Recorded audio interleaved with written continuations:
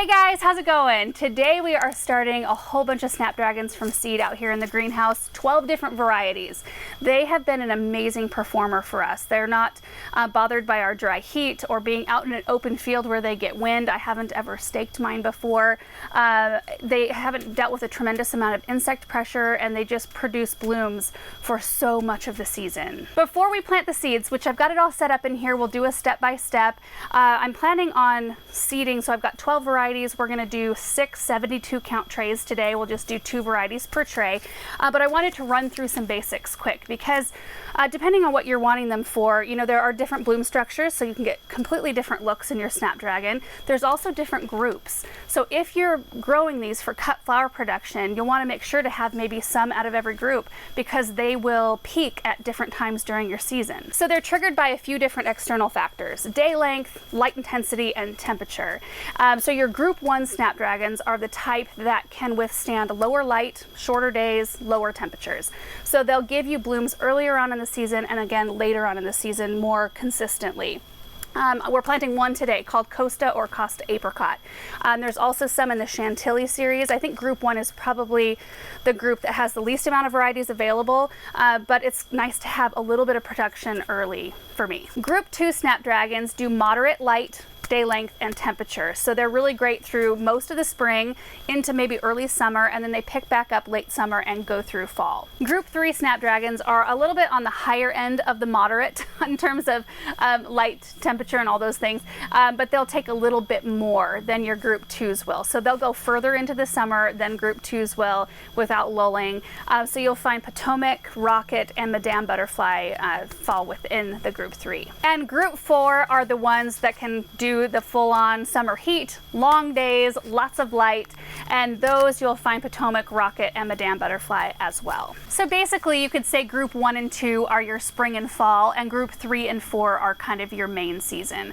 So if you can choose some, like I said I think earlier, if you can choose some within each one of those groups, then you can make sure to have peak blooms all the time. For bloom types, you have traditional, which are kind of like the old nostalgic. You can pinch them and it looks like a dragon's mouth opening and snapping shut.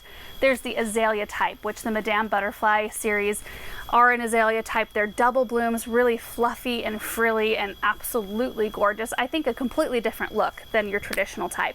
And then there are open face blooms, which have just more of an open nature. They're more structured like a traditional, but a little bit more open. In terms of where we have grown ours, those of you who have watched our videos the last couple of years know that we just grow them out in rows right out in the middle of an open field where they get blasted with wind and heat. They do really well out there. They do well under cover too. So if you have like polytunnel, or if you can put hoops around them with some kind of that sheer kind of garden cloth that protects them from insect pressure and from the intensity of the extremes outside, that's really a good thing too, especially if you deal with more insects. I have noticed on ours a tiny little black beetle just last year. They didn't damage the blooms or the plant at all, and they shook right off the plant. I did notice a tremendous amount of them, but it'll be something I watch for this year, but I've never had any other type of insect on these yet. And you know, everything I read about these says that they want lower pH, so something in like the high 5 range, and we have really high pH here. Like some areas in our valley have been over a 9. I don't think my soil is quite that high, but it's high. I put Biotone starter fertilizer and land and sea compost in every time we plant, just at planting time. That's all they get all season. I don't come along and fertilize them again. Maybe I should be doing that, but they still perform really well, and they seem to thrive just fine with that. We have ours on drip irrigation, which is I think the favorable way of irrigating in most cases. It's more efficient. You have less water waste. It's not damaging blooms or leaves, and it's not creating any kind of, I don't think we would have any kind of powdery mildew or fungal issues because we're so dry here anyway, but it might be a consideration for you. So drip, if you can set that up, is amazing. We use a drip tape with a 6-inch emitter spacing. A couple of other things, you might consider pinching your Snapdragons. We've done a video about this before, but basically what that means is you go in when the plant is about 4 to 6 inches tall and you pinch down the main leader to about 3 to 4 inches. And what that does is encourages a bushier plant, more side shoots, more branches, more flowers. It does delay blooming though by a few weeks. So if that's a consideration and you really want to have early flowers, you can skip the pinching part, but you may not have quite as many blooms.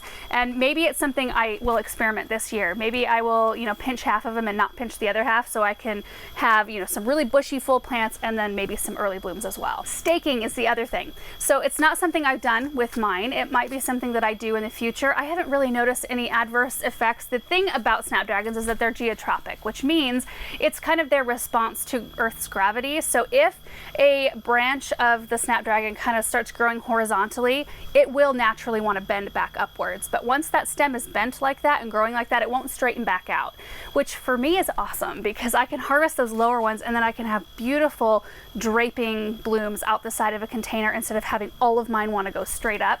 So for me, it's favorable, but if you want really long straight stems, you might consider it's the Hortanova, like that horizontal netting stuff that you can rig up so that that it's like a grow through grid and it keeps everything nice and straight. And the last thing I wanted to mention before we plant, other than the fact that you should probably be fertilizing them along the way.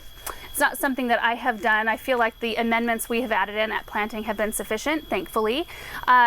I want to talk about harvest and vase life. So you want to harvest your stems to get the longest vase life when just about a third of the blooms at the bottom of the stalk are open, just a few flowers. The rest of them will continue to open up as they're in the vase, but if you do it at that point and do it in the cool of the morning, you will get 7 to 10 days vase life. Add floral preservative in for even better results. Okay, I think that's enough talking. I'm actually in the corner of the greenhouse right now because there was shade right here and it's heating up in here. It's just wonderful. I've got all of my trays kind of ready. We still need to prep the soil, but I'll show you my setup. Here's our setup. We've got seed starting mix. We've got vermiculite, which is what we cover the seeds with. Snapdragons do need light in order to germinate, so we can't bury the seeds under soil. We just put a very fine layer of vermiculite over the top, and that helps with moisture retention so that they don't dry out super fast. It also helps with any kind of algae growth, but it also allows enough light to reach the seeds. It's really quite perfect. It's worked really well for us the last few years. 11 by 22 trays with 6 packs, which means we've got 72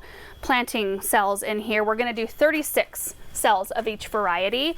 And then we've got our domes, which we'll use until they're all germinated. I've also got my tags right here, all pre-done. And these are all the seeds we're starting today. So we'll run through each one of them and throw a picture up on the screen so we can see what we're hoping to see later on this season out in our garden. So starting with the Costa or Costa apricot, this is a group 1-2.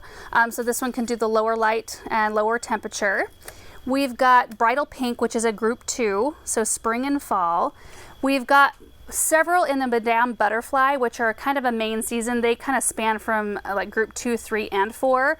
So we have Madame Butterfly Ivory, Butterfly Red, Butterfly Bronze with white, which is one of my favorites right here. Several in the Potomac series, which are a group 3, 4. So these can do our summers here. We've got Potomac White, Apple Blossom, which is another favorite of mine. I love that one. Cherry Rose, Yellow, and Ivory. And then we have Twinny Peach, which is a main season. This one is a little bit different than these. I'm growing this mainly for containers and borders in our garden because they only grow to 1 foot tall, while the rest of these will get pretty good size. Like some of them, the Cherry Rose grows up to 60 inches. Most of them stay, I want to say, right around 2 to 3 feet. But that's pretty tall. That's significantly different. So these won't probably be in our cut garden. Okay, so I already have some seed starting mix, this right here, in the tray from a project I was doing a day or 2 ago. It's still got a little bit of moisture in it, but what you want to do is always pre-moisten your soil first. It helps the soil settle into the containers better, eliminates air pockets, and keeps the seeds in place. So I'm going to add a little bit more moisture because it's dried out a tiny bit from the other day.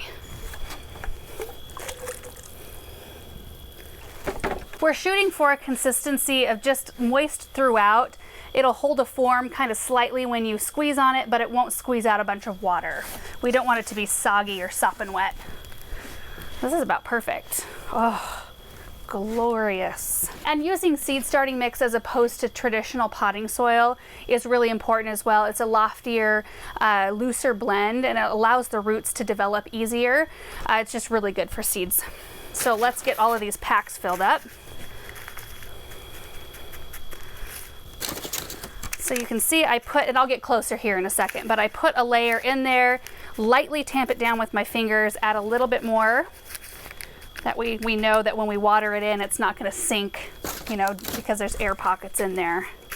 Let me fill up the rest of this tray quick. Okay, we're going to do it the fast way. I have no idea why I started doing individual packs there. I never do that. Okay, that is perfect. Scoot this aside. Rinse off my hands.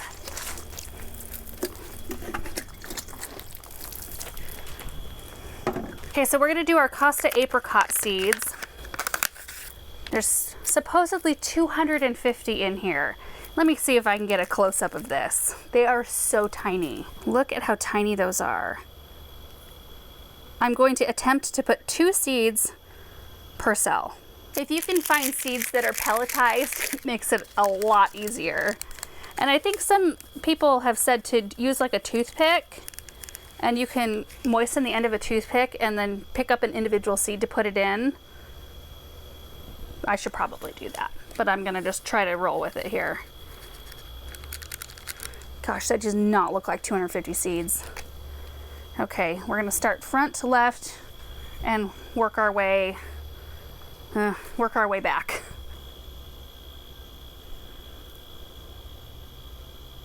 I was just thinking about how this probably looks like a Johnny's seed commercial right here, because I get a lot of my seeds from them. I buy them all though. They don't send them to me. My favorite thing is when I find a seed company that includes tons of information on the seed packet. It's like these, you notice, don't have any pictures. I don't care about the pictures. I just want the growing information to be solid, and I feel like theirs always is. It would take me way longer to do this with a toothpick. More accurate, probably. Oh, we did it. I only just have a few left, so I'm just gonna give it one of these. Oh, I did the whole tray. Oh, dang. I meant to do half a tray per variety. Dang it. Okay, well, we're gonna have lots of apricots. I'll give half this tray to somebody else, probably. So this is the apricot, Costa apricot. We're gonna put the vermiculite over the top now. So just a very fine layer. Vermiculite on top of soil has been a complete game changer for me. I put it on top of every single tray of seeds, pretty much, that I start.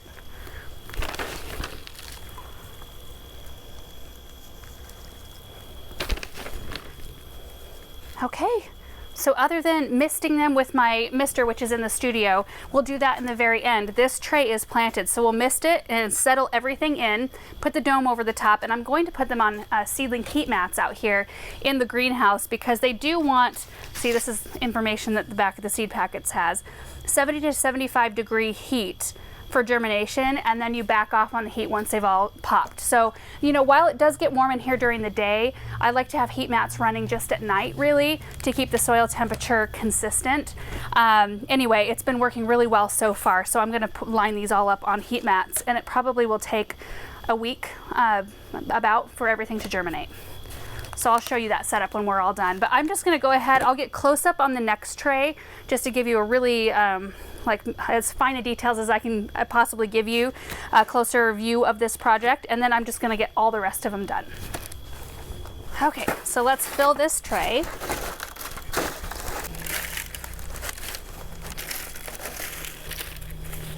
Tamping in lightly. See what that does? It really shows you the cells that you didn't get as much soil in. Like this one, I need to add quite a bit, and some of them are fairly full. We'll add a little bit more. Okay, so let's label these first so I don't accidentally plant a whole tray of one kind. We'll do bridal pink and twinny peach. Okay, there are 500 seeds in this tiny little envelope.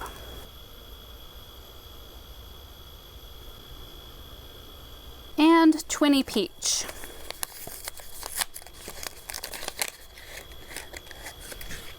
Oh my gosh, these are in an envelope inside of a baggie, inside of an envelope. That's 50 seeds right. Oh crap, did I just drop one? Oh, 50 seeds right there.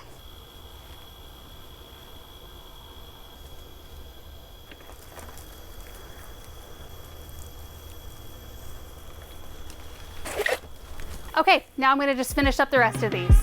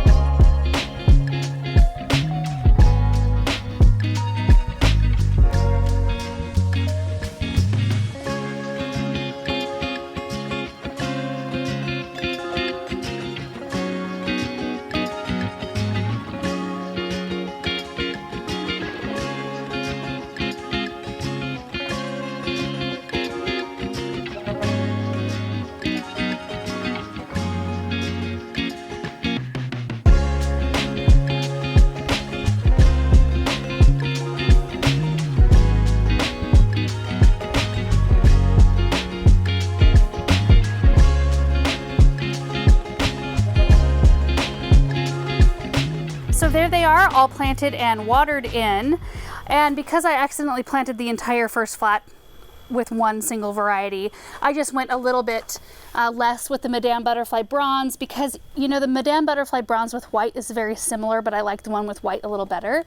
So we'll have, what is that, 18 of those, it's just perfect. And then the Potomac Ivory, I did less of that because I do have a Madame Butterfly Ivory, which I think I'm going to like the structure of that ivory one better, but we'll see. In the end, we have 6 flats, which is what I was setting out to do. And this right here is where I've been keeping all of the trays that need to be on heat mats because it's close to power. Like this one right here, I'm gonna probably move off in the next day or two. Almost all of these have germinated. This is our purple, or burgundy rather, broccoli, pixie cabbage. Looks like there's like maybe 3 cells of the pixie cabbage that haven't come up yet. Golden acre cabbage, we're waiting on a couple of those, and we're waiting on one of the red acre. So I'm thinking in the next day or two, we should be able to move that off and just grow them on cool in here. But boy, these heat mats really help speed things up. So I've got this one available here, which one of the flats can go on. And then I just got this. This is the same as this one. So the difference between this heat mat and this one is that this one has a thermostat. So you can set the soil temperature. Like I wanted this one at right around 80, which is at 81.3 right now. And this one, you can't control, it just keeps things 10 to 20 degrees above the ambient temperature where they're at. So this one is a 48 inch by 20.75 inch with a thermostat. So I should be able to fit 4 of these size trays on this one.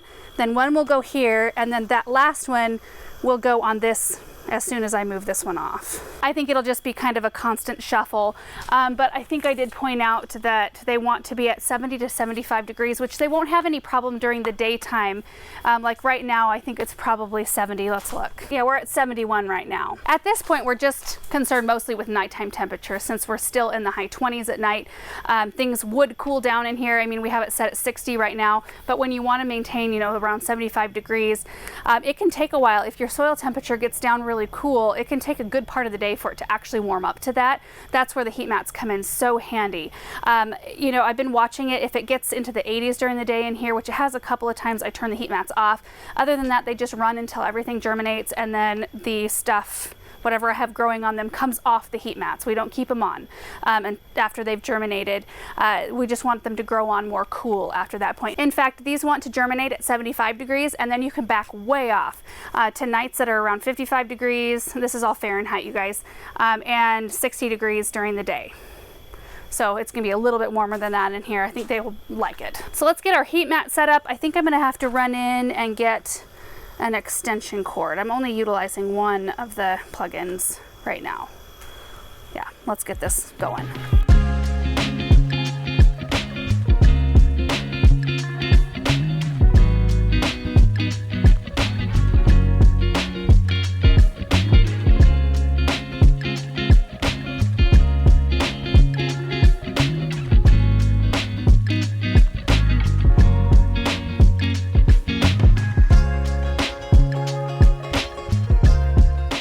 Okay, I've got them all set up. I've got the humidity domes on, and I decided to bump the broccoli and cabbage because we are so close to full germination there that I think we'll be okay.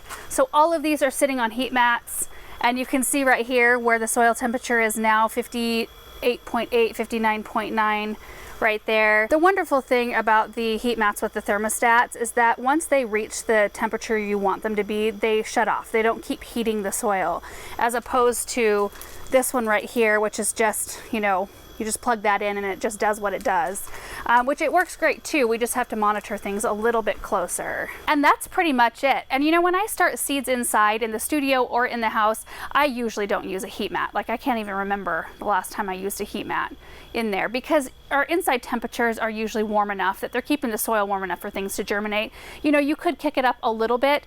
Some seeds like 75, 80, we usually have our house set right around 70, so it might take a tiny bit longer for things to germinate, but I usually don't find it necessary.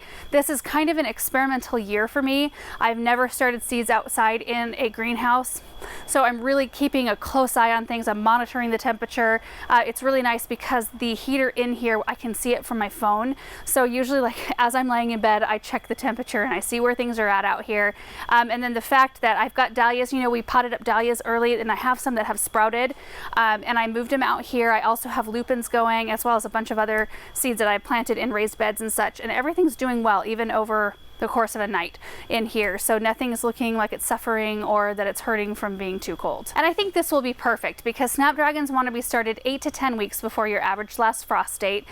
For us, that's usually sometime in May. So these, it's mid-February now, should be done right toward the end of April. And because they're more cold tolerant, if I get them a little bit more acclimated, which they will be being out here in the greenhouse, and usually toward middle part of April, we swing the doors open wide during the day. They get a lot of the outside wind and things like that, and then I can acclimate them a little bit easier being out here. I might be able to plant them out a little bit earlier. When I've got seedlings coming from inside to outside, it's a little bit more of a tender process with the hardening off. So I'm just really hopeful that everything works well this year. And usually I like to start on the longer end of things. So if it says start 8 to 10 weeks early, I usually like to go by the 10 weeks early mark. That way, if anything happens in that first couple of weeks with germination or something, I can start over and I have time. So not only do we have some seeds going in here, we also have kind of seed starting stuff. I've been saving containers as I've been planting things, but we've also got a lot of beautiful things to plant. Ooh, so exciting. And I will be back out here in the next day or two to start more seeds. I've got more flowers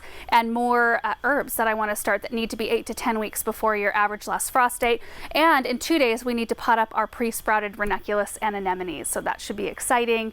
It's starting to heat up and it's beautiful. Love this time of year. I hope this video was helpful, especially for those of you guys who are wanting to start snapdragons from seed. I was intimidated the first year I did this because it seemed like a fussy process. It seemed like you had to start early and you had to do this and that and pinch the plant and all of that. It was so much easier than I thought, and they give so much back that it's completely worth growing them. And even if you're not going to start them from seed, if you see them in packs or in 4-inch containers or whatever down at the garden center, I would snag a few because they're 100% worth growing and they make for an amazing cut flower. Anyway, that's it for today, guys. Thanks so much for watching, and we will see you in the next one. Bye.